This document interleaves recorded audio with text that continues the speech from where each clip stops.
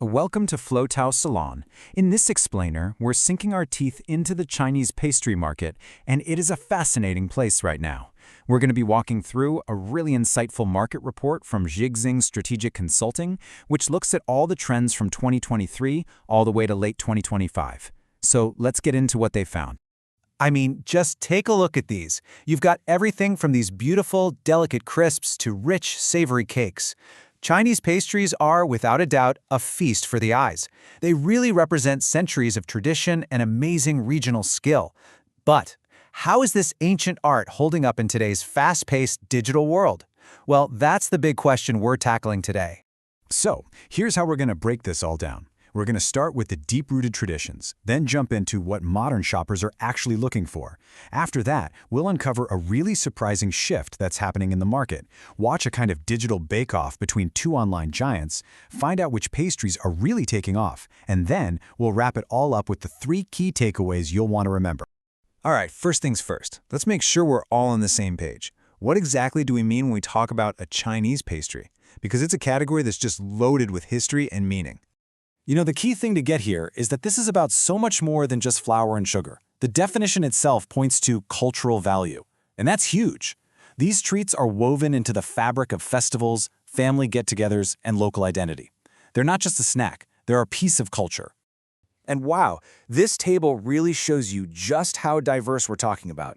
I mean, think about the rich, almost regal flavors of the Beijing style, and then compare that to the super delicate sweet pastries from Suzhou. Each region really has its own signature style, with flavors that tell a story about its history and what grows there. Okay, so that's the tradition. But what about today's consumer? How does all that history play out now? Let's dig into what actually makes people buy these pastries and see if the brands are hitting the mark. So, no big shocker here. Taste is king. Almost half of consumers say it's their #1 factor. But look at what's right behind it: price and quality. These 3 things are really the holy trinity of what people care about. All that other stuff, like celebrity endorsements, way down the list. Now, this is where it gets really interesting. Are brands delivering on what people want?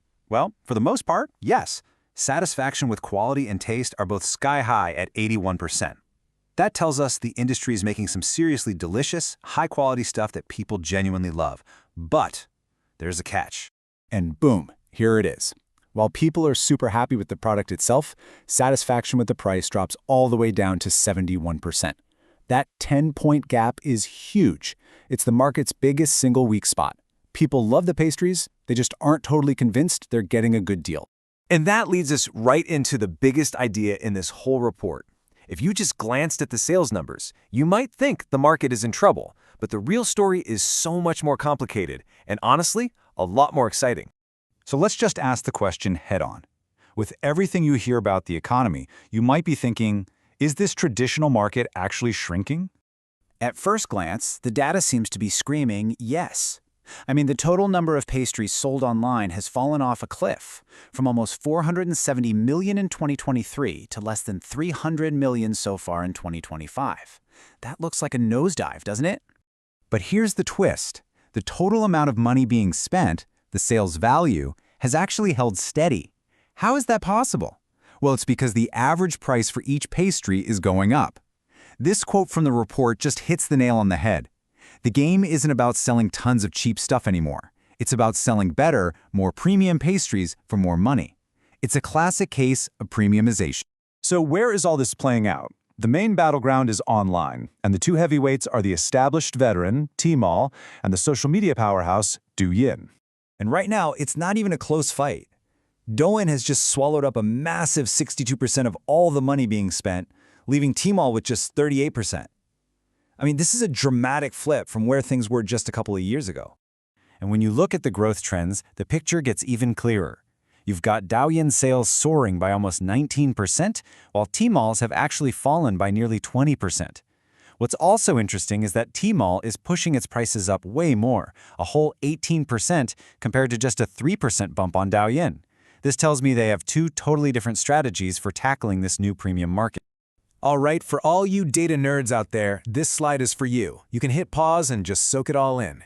You can really see the massive shifts year by year, especially how Douyin sales just exploded between 2023 and 2024. It completely redrew the map. Okay, so we know where the action is happening, but what's actually selling? Let's zoom in and see if we can find the specific products that are getting people really excited. This is so cool. The biggest, most general category, traditional pastries, is actually down by 17%. But look at these smaller, more specific niches. Peach and walnut crisps, up 60%. Flour cakes, up 42%. And then you've got the real star of the show. 88%. The growth for pork floss cakes is just incredible.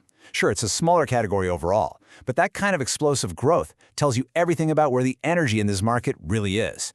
People are hunting down unique, high-quality specific flavors. Phew, okay. We've gone through a ton of data here. So let's boil it all down. What are the 3 absolute most important things you need to know about the Chinese pastry market right now? Let's nail this down. 3 takeaways. First, this market isn't shrinking, it's upgrading. It's about premiumization. The opportunity isn't to sell more, it's to sell better. Second, price is the #1 hurdle.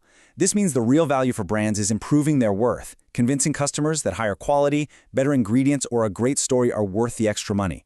And third, the online world has a new king. Douyin is the growth engine now, and the fuel for that engine is exciting, niche products like those pork floss cakes that are seeing massive growth. So what this all shows us is a market that has deep respect for its history, but is also just craving quality and something new. It's a huge challenge, but also a massive opportunity. And it leaves us with one final thought. Who's going to be the one to perfectly blend that tradition with modern taste and bake the next big thing?